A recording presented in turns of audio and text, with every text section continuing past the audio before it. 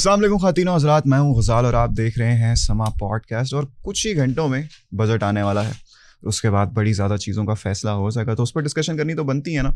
इसलिए आज हमने बुला लिया है उमर सलीम साहब को, who is the representative of federal chamber of commerce of Pakistan. Umar साहब, अस्सलाम वालेकुम, कैसे हैं आप? वालेकुम सलाम, अल्लाह का शुक्र है गज़ाल, आप बताइए ठीक है? बेहतरीन बेहतरीन, बस थोड़ी सी भूख लग रही है। खैर उमर साहब, मुझे बताएं, बजट आ रहा है और उससे बहुत बहुत बहुत कुछ हो सकता है चेंज हो जाए, लेकिन रियलिस्टिकली स्पीकिंग तो शायद ना ही हो। क्या तासुरात हैं आपके बजट को लेके? अच्छा, पहले मैं आपकी बात करूँगा। आपने कहा रियलिस्टिकली स्पीकिंग, तो मैं उसके ऊपर बात बताऊँ। मैं पिछले 27 सालों से तो बाकायदा होश व हवास से हर साल का बजट देखता हूँ और सुनता हूँ। मुझे किसी किस्म की कोई सरप्राइज़ वाली फीलिंग नहीं होती, पहले भी और आने के बाद भी मुझे किसी किस्म की कोई एडवेंचरस फीलिंग नहीं रह जाती। ऐसे ही है, तो सेम फीलिंग है। और क्योंकि आज तक हम वही 75 सालों से जिस एक मौरूसी सिस्टम के ऊपर चल रहे हैं और जो इंटरनेशनली सारी दुनिया में जो चीज़ें चेंज हो रही हैं, हम उसको अभी तक ना देख के समझ रहे हैं पूरे तरीके से, ना उस तरह से आगे चल रहे हैं।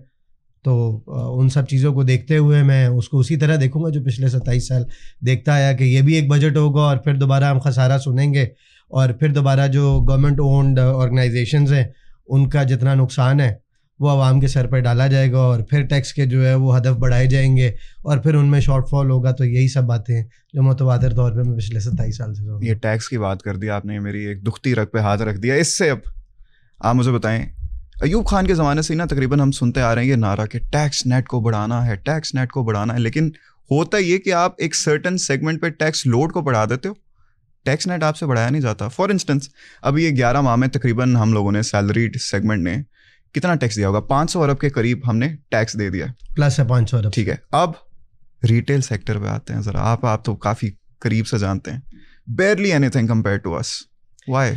सर मुझे एक बात बताएं, आपने सैलरीड पर्सन की बात की, 500 अरब की बात की और 500 अरब के ऊपर आपने ओवरऑल पूरी इतनी क्वांटिटी में लोगों की जो कंबाइंड एफर्ट है उन्होंने अपनी सैलरी से टैक्स कटाए और किसी के एडसोर्स कट गए, किसी के किस तरह एडजस्टमेंट, कहीं डायरेक्ट टैक्सेस, कहीं इनडायरेक्ट टैक्सेस। इसको आप कंपेयर कर रहे हैं रिटेल सेक्टर से। देखें, सबसे पहले हमें ये बात समझने की ज़रूरत है कि अगर मिसाल के तौर पे आपने 50 लाख लोगों ने टैक्स दिया सैलरीड पर्सनस ने, तो रिटेल सेगमेंट में मुश्किल से 2 लाख या 3 लाख लोगों ने दिया। तो there is no comparison in between retail segment and salaried persons. अब ये 2 लाख या 3 लाख जो है, ये हर साल बेचारे कुर्बानी जो है ना वो इनकी बढ़ती चली जाती है। तो क्यों है 2-3 लाख बस, तब के करोड़ों में? ये बेसिकली प्रॉब्लम ये है कि आपने आज तक वो मैकेनिज्म नहीं बनाया, आपके बाबू लोगों ने आज तक आपको वो पॉलिसी नहीं दी, क्योंकि उन बेचारों का भी इस चीज़ के अंदर तजुर्बा नहीं है ना। वो पढ़ के ज़रूर आ गए किसी भी जगह से, और वो पढ़ के आने के बाद ये तजुर्बा हासिल नहीं करके आए कि हमें कौन सा सिस्टम या कौन सा मैकेनिज्म बनाना है ऐसा जिससे हम ये 2 लाख लोगों को 2 करोड़ लोगों में कन्वर्ट करें। बाबू लोग बीइंग द ब्यूरोक्रेट्स। जी हाँ, बिल्कुल एग्जैक्टली उन्हीं को कह सकते हैं आप फिलहाल तो। और उनसे रिलेटेड आगे पीछे जो जुड़ी हुई और हस्ती हैं वो फिर इस सिस्टम को और जो है वो बढ़ा देती हैं और इन्हांस हो जाता है ये चीज़ें। इसीलिए हमारा जो वो quantity of people who are not paying tax and who are not coming into tax system, ये वो फैक्टर है। क्यों नहीं आ रहे? वो क्या सीक्रेट काउज है उनके? क्या पॉलिटिकल एफिलिएशंस हैं इस वजह से नहीं आ रहे? क्या कैसे बच रहे? बड़ा आसान होता है किसी भी पॉलिटिशियन को 1 मिनट में फिंगर पॉइंट आउट करके बदनाम कर देना। और मेरा ये ज़ाती तौर पे ये ख्याल है, और मैं कारोबारी फैमिली से भी बिलोंग करता हूँ और रिप्रेजेंट करता हूँ बहुत ढेर सारे रिटेल सेगमेंट को भी। तो हर तरफ देखने में यही प्रॉब्लम है कि जब हम देने वाले को भी कहेंगे ना कि आप चोर हो, जैसे मैं टैक्स भर रहा हूँ मिसाल के तौर पे, ठीक है, और मुझे फिर भी ये तलवार मेरे सर पे लटकी हुई है कि आज मेरे अकाउंट से सारी की सारी अमाउंट डेबिट कर ली जाएगी या मेरे अकाउंट फ्रीज कर लिए जाएंगे कोई मैकेनिज्म के बगैर ही, और मुझे वो 5 लाख रुपए दे करके वो अपना स्टोर खुलवाना होगा या सील हुआ है या अकाउंट खुलवाना होगा, और फिर एक लंबी चौड़ी बहस और केसेस और वकीलों के पैसे। हमने ये सारा का सारा बिजनेस कम्युनिटी को ना बेसिकली चोर बनाने के रास्ते भी बनाए और चोर बोल बोल करके उनको चोर बना दिया। ठीक है, हमने उनको कभी साथ बिठा के एज अ स्टेक होल्डर उनको ये पॉइंट ऑफ व्यू कभी भी क्लियर करके कि यार वो भी दे रहा है, आप भी दो, ये बेनिफिट्स होंगे। आप जो इतने पैसे रिश्वतों में और वकीलों में दे देते हो, एंड आई एम श्योर बहुत सारे लोग जो टैक्स चोरी करते हैं वो मोर और लेस शायद सेम अमाउंट पे करते होंगे, शायद 10-15% ज़्यादा अमाउंट पे कर देते होंगे। क्यों? क्योंकि उनकी तरफ भी लैक ऑफ अवेयरनेस है। एट द सेम टाइम जो आपने एक अजम्बा बनाया हुआ है ना इस चीज़ को, डरावना अजम्बा कि आज आपके अकाउंट से जो है वो पैसे डेबिट हो जाएंगे पूरे के पूरे, आपके अकाउंट्स फ्रीज हो जाएंगे, आपकी शॉप पे आएंगे, आपके स्टोर्स फ्रीज कर देंगे, आपकी मीडिया स्टंट आपके साथ किया जाएगा, आपको जो है वो पूरे तरीके से डीमोरलाइज किया जाएगा। अगर मुझे सब जगह पूरे माशरे में डीमोरलाइज किया जाएगा तो मैं क्या यहाँ रुकूंगा? क्या मैं किसी तरीके से अपने बिजनेस को एक्सपैंड करूंगा? ना वो बिजनेस एक्सपैंड हो रहा है, ना वो लोग टैक्स नेट में आ रहे हैं, सिर्फ इस वजह से कि वहाँ पॉलिसी बनाने वाले ठीक नहीं है। हमारी पॉलिसी उन लोगों से बनवानी चाहिए जो लोग स्टेक होल्डर्स हैं, ठीक है, जिन लोगों को इसका तजुर्बा है, और जो लोग जो है वो सारे के सारे चोर रास्ते और ठीक रास्ते सब बता सकते हैं, और ये भी बता सकते हैं कि भाई आप अगर हमसे जो है वो 40% टैक्स मांग रहे हो 2 लाख लोगों से, यही अगर आपको 2 करोड़ लोग कर दिए जाएं और आप 15% या 18% टैक्स ले लो तो आपको लोग भी बढ़ जाएंगे, आपका रेवेन्यू भी बढ़ जाएगा, आपका जो डेफिसिट का प्रॉब्लम है वो भी दूर हो जाएगा। तो वो जो लोग बचे हुए हैं, वही तो मैं पूछ रहा हूँ आपसे, वो कैसे बचे हुए हैं?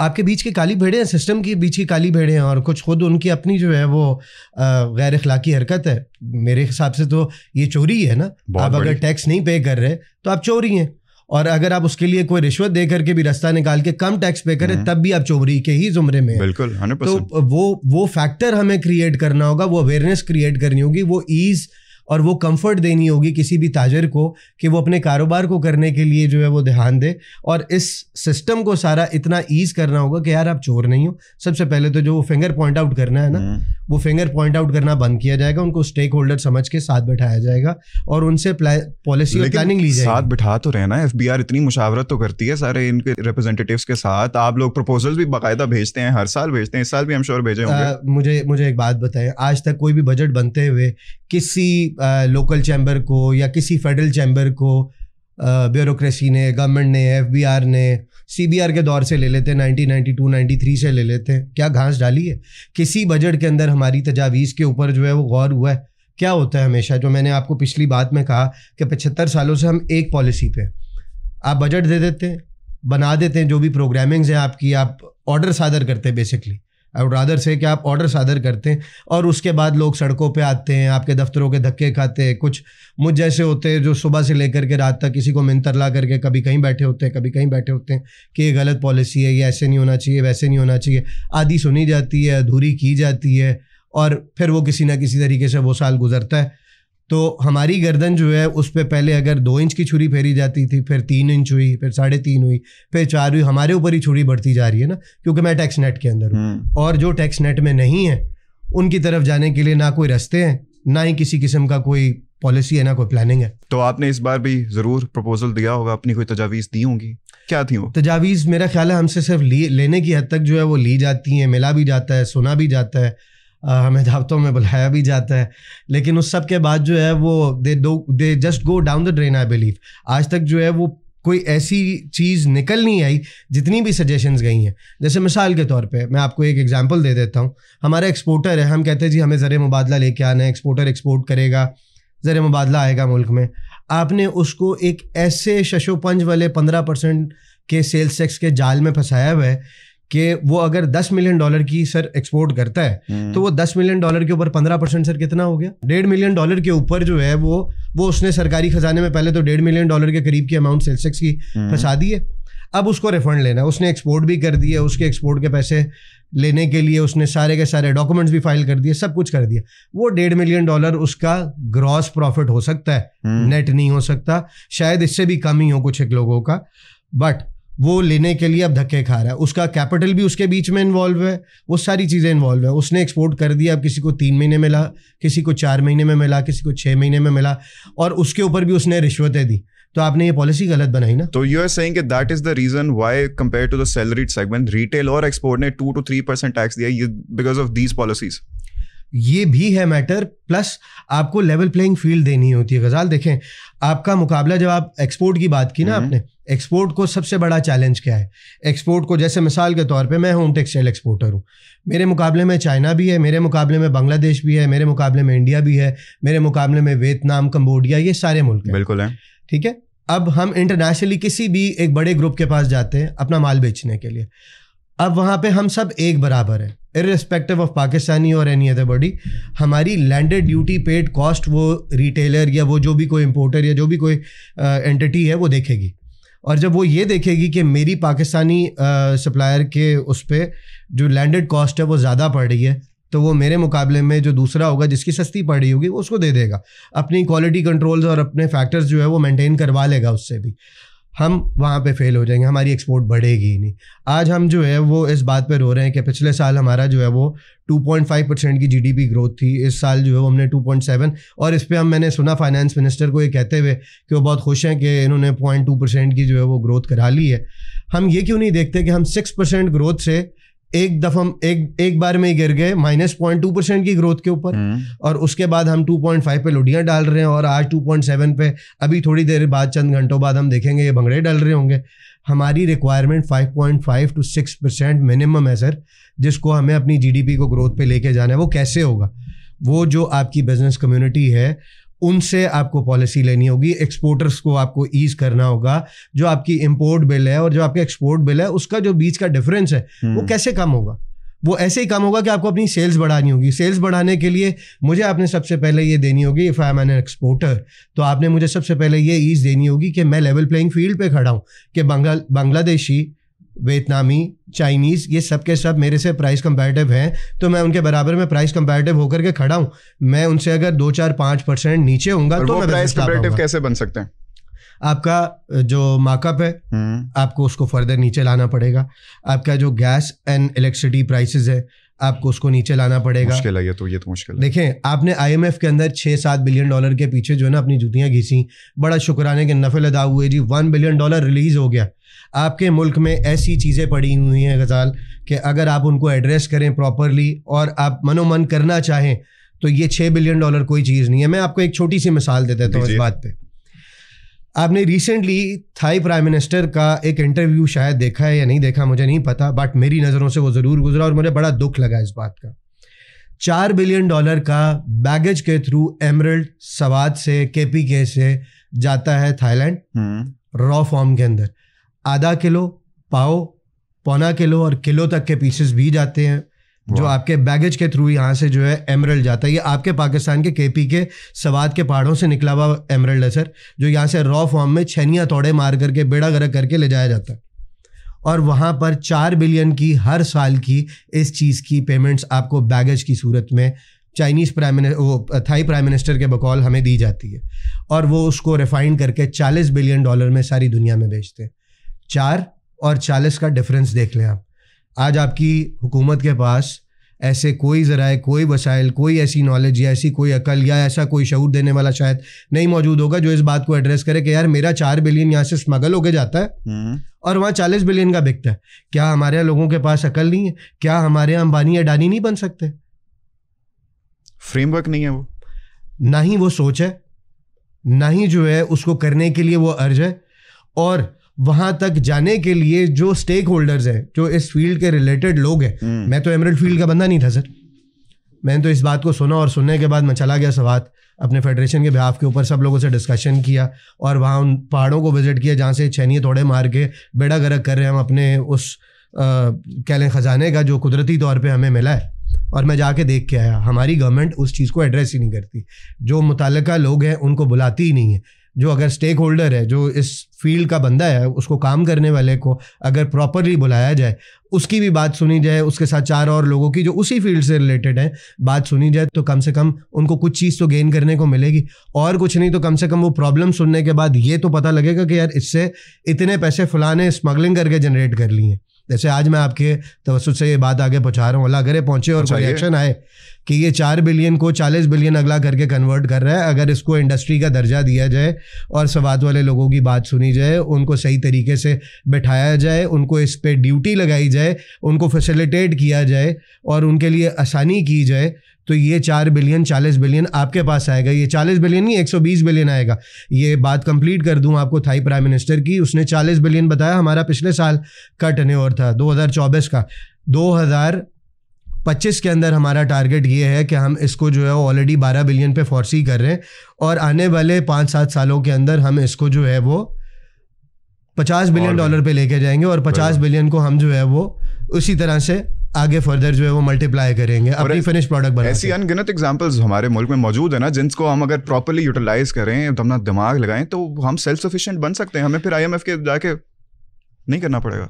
बिल्कुल ऐसा ही है गजाल। अगर आप, ये तो मैंने एमरल्ड फील्ड की एक बात की, डू यू रियली थिंक कि आपके पास जो यहाँ गोल्ड बिजनेस करने वाले पाकिस्तान में लोग हैं उनके लिए कोई पॉलिसी है? इतने बड़े बड़े ज्वेलर्स, बहुत नामी गिरामी ज्वेलर्स हैं, सब दोस्त हैं, सब देख भी रहे होंगे, मैं नाम नहीं किसी का भी लूँगा, बट उनके लिए आपके पास कोई पॉलिसी है? जिस बाबू का दिल करता है आप उसके स्टोर पर छापा मारते हैं, उसको गिच्ची से यहाँ से पकड़ते हैं और उसका स्टोर सील करने की उसको थ्रेट्स करते हैं। ऑफिशियल खजाने में आपको 25-50 लाख रुपए उससे ले आते हैं ना, ऑफिशियली शायद 2 करोड़ 2.5 करोड़ ले जाते हैं। हाँ, ये भी है। तो वो क्या है सर? आपने कहा ये भी है, वो क्यों है? पॉलिसी का फुकदान है आपके पास। आपको बेसिकली अब इस मुल्क को कुछ देने की ज़रूरत है। बहुत हो गया, 75 साल बड़ा अरसा होता है, बहुत ज़्यादा। हमने इस वक्त तक में जो आता गया वो सब लूट खसूट की नज़र हुआ। कुछ इस मुल्क को देने की ज़रूरत है, और ख़ास तौर पे सबसे पहले वो शऊर, वो बेदारी देने की ज़रूरत है जिसके तहत हम इस बात को रियलाइज़ करें कि हमें भी अब जो है वो तरक्की पजीर से निकल के तरक्की याफ्ता में शामिल होना है। और वो सिर्फ एक ही सूरत में हो सकेंगे कि जब हम अपने आप को इस तरह से शेप अप करेंगे, अपनी इकॉनमी को इस तरह से शेप अप करेंगे, अपने सिस्टम को इस तरह से डिज़ाइन करेंगे कि हमारा जो कलेक्शन ऑफ टैक्स है वो भी बेहतर से बेहतर हो जाए। हमारे यहाँ जो डेवलपमेंट के जो पैसे की शॉर्टेज रहती है, एजुकेशनल उसके ऊपर आप जो पैसे लगाते हैं उसकी शॉर्टेज रहती है, हेल्थ एंड सेफ्टी के ऊपर, एनवायरमेंटल चेंजेस के ऊपर, ये सब कब होगा? जब आपका कलेक्टिव एफर्ट होगी और आपका टैक्स एनहांसमेंट होगा, जो टैक्स नेट बढ़ेगा, लोग बढ़ेंगे टैक्स देने वाले, तो आपके पास पैसा आएगा और आप ग्रो करेंगे। टैक्स नेट बढ़ेगा, ये मेरा एक ख्वाब है जो मैं चाहता हूँ कि मैं कभी ना कभी, तो मैं ना देख सकूँ तो शायद मेरे परपोते देख लें, होपफुली। अच्छा, जाते जाते बस ब्रीफली मुझे बता दें, कुछ ही देर में बजट आ जाएगा, आप रियलिस्टिकली कुछ एक्सपेक्ट भी कर रहे होंगे, आपने एक्सपेक्टेशंस अपनी थोड़ी लो भी रखी होंगी जैसे आपने मुझे बताया है, तो जो भी आएगा आप क्या एक्सपेक्ट कर रहे हैं और वो किस तरह से इंडस्ट्री को हमारी इफेक्ट करेगा? देखिए, इंडस्ट्री अभी तक इफेक्ट होती ही आई है। मैं इस पर थोड़ा सा टाइम आपका, मेरे कुछ एक पॉइंट्स ऐसे मेरे जहन में हैं जो मैं जाते जाते आपको गोशे गुजार जरूर करना चाहूँगा। आज तक आपने अपनी इकॉनमी को कभी भी इंडस्ट्रियलाइजेशन बेस्ड इकॉनमी नहीं बनाया। कभी आपने पावर फैक्टर को यूज़ किया तो आपने वहाँ पर उनको ख्वार कर दिया। कभी आपने गैस की सप्लाईज को डिस्टर्ब किया तो उनकी जो है आपने जो इंटरनेशनल ऑर्डर्स थे उनको डिस्टर्ब कर दिया। आपने एक तरफ जो है वो उनको कहा कि डॉलर्स लेके आने हैं, बट उसके लिए फैसिलिटेशन क्या दी है आपने? आज तक आपके पास जो शिपिंग मीन्स हैं आपके वो स्ट्रॉन्ग नहीं है। आपको सबसे पहले इस चीज़ को एड्रेस करना पड़ेगा कि आपने अपने मुल्क को एक ट्रेडर बेस्ड इकॉनमी और लूट खसूट बेस्ड इकॉनमी से कन्वर्ट करके इंडस्ट्रियल बेस्ड इकॉनमी में कन्वर्ट करना है। और वो ऐसे ही होगी कि आपको इंडस्ट्रीज़ लगानी पड़ेंगी, आपको इंपोर्ट्स के ऊपर कम से कम जाना पड़ेगा। आज मैं कहता हूँ कि जो 6% ग्रोथ का दौर था वो क्यों बेहतर था? वो इसलिए कि आपकी इंपोर्ट्स के ऊपर लॉक लगा था। कुछ पेंडेमिक की वजह से, कुछ आपने जो है वो पॉलिसीज ऐसी बनाई कि आपने इंपोर्ट्स को रोका। आपकी इंपोर्ट्स रुकने के बाद जो है आपका जो डेफिसिट था बिटवीन इंपोर्ट एंड एक्सपोर्ट वो बेहतर हुआ। ठीक है, आज आप अगर इन सब चीज़ों को करना भी चाहते हैं, आप इंपोर्ट पे बैन लगा देते हैं। इंपोर्ट पे बैन लगाएंगे, आपके पास इंडस्ट्री नहीं है जो आपकी लोकल इकॉनमी को इन सब चीज़ों में सपोर्ट कर सके, या जो लोगों की रिक्वायरमेंट है लोकल इकॉनमी में आप उसको फुलफिल कर सकें। तो आपको पहले वो इंडस्ट्रीज़ यहाँ पे फ्लरिश करनी पड़ेंगी, उनको टैक्स के लिए भी रिलीफ देना होगा, बट उनको टैक्स नेट में मेंटेन करना होगा। आपने क्वांटिटी में लोगों को लेके आना होगा ताकि इंडस्ट्री ज़्यादा से ज़्यादा लगे। जो आपका ब्रेन ड्रेन हो रहा है वो ब्रेन ड्रेन बंद हो। आपका टेक्सटाइल की बात कर लेते हैं सर, 1 मिलियन बेल्स का मतलब ये है $1 बिलियन। बिल्कुल। आपके पिछले अरसे में 10 मिलियन बेल्स थी सर, $10 बिलियन तो आपके पास वैसे ही था। वो आपने क्यों उठा करके 10 मिलियन बेल्स से 5 मिलियन बेल्स पे कर दिया? क्या वजह है कि आपकी जो ये वीट की क्रॉप है उसमें किसान को जो है वो हर साल हम देख रहे हैं वो सफ़र कर रहा है। अच्छा खासा नुकसान हुआ है लास्ट 2 इयर्स में। वो इतना नुकसान करने के बाद आपका क्या ख्याल है वो क्या करेगा? वो इवेंचुअली बाहर आ जाएगा ना, और आपको फिर फूड क्राइसिस और वीट क्राइसिस और अलग अलग क्राइसिस जो है वो आपके मुल्क में नज़र आ रहे हैं। तो वो नज़र आते रहेंगे, बढ़ते चले जाएंगे। आपको सबसे पहले इस चीज़ को एड्रेस करने की ज़रूरत है कि अगर आपने टैक्स नेट बढ़ाना है, आपने इकॉनमी के अंदर ग्रो कराना है, तो आपको लोगों को बढ़ाने के लिए लोगों को सबसे पहले ये कॉन्फिडेंस देना होगा। आप कहते हैं बाहर से इन्वेस्टमेंट आ रही है, आपको $10 बिलियन जो है ओवर एंड अबव जो आपका पाकिस्तानी डायस्पोरा पाकिस्तान से बाहर रहता है वो दे के इस दफ़ा बैठा है। आपने खुद एक्सेप्ट किया, मैंने अभी फाइनेंस मिनिस्टर साहब को सुना, उन्होंने फरमाया कि $10 बिलियन हमारे पास एक्सेस आ गए इस साल। बिल्कुल। वो $10 बिलियन आने के बाद आपकी पाक रुपी और डॉलर पैरिटी के अंदर इंप्रूवमेंट क्यों नहीं आई सर? ये बड़ा गहरा सवाल है। क्यों नहीं गहरा सवाल है, तो ये एड्रेस करने की जरूरत है सर। ये सवाल का जवाब कौन देगा? फाइनेंस मिनिस्टर ही देंगे। और भी बड़े ज्यादा गहरे सवाल हैं, लेकिन अनफॉर्चुनेटली उमर साहब वक्त हमारे पास इतना ही है। ये सवालों के साथ ही हमें आज की एपिसोड खत्म करनी पड़ेगी। सवाल अब मैं आप लोगों पे भी छोड़ूंगा। उमर साहब ने जैसे कि कहा कि क्या सारा सवाल आप पे, क्या ये पॉलिसी का कसूर है कि क्यों ये टैक्स नेट को एक्सपैंड नहीं किया जा रहा? ये जो रिटेल सेक्टर जो कि हमारी सबसे बड़ी एक सेक्रेट काउ है, इसको हाथ भी नहीं लगाया जा रहा? क्या ये इस वजह से है क्योंकि इनमें मेजॉरिटी लोग एक ऐसे पर्टिकुलर पार्टी से उनका लेना देना है जिनका सारा वोट बैंक उधर से आता है? अब जवाब आपने देना कमेंट सेक्शन में। बाकी मुलाकात होगी ना नेक्स्ट एपिसोड। तब तक के लिए अल्लाह हाफिज़।